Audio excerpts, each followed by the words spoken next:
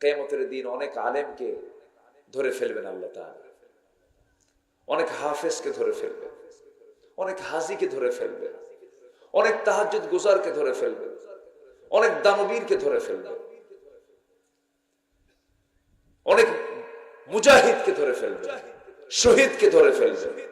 শহীদ বলবে, আল্লাহ তোমার জমিনে তোমার দিন কায়েমের জন্য শহীদ হয়েছে। আল্লাহ বলবেন, না, তোর মতলব আলাদা ছিল। লোকে তোকে মুজাহিদ বলবে, এই জন্য তুই জিহাদ করেছিস, যা জাহান্নামে যা। যেরকম নাউযুবিল্লাহ। দানবীরকে বলা হবে, তুমি দান করেছো মানুষের খুশির জন্য, তুমি আমার খুশির জন্য দান করো নাই।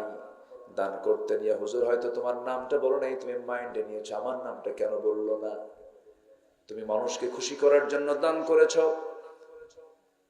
আরশ আজিমের ছায়ায় 7 শ্রেণীকে আল্লাহ রাব্বুল আলামিন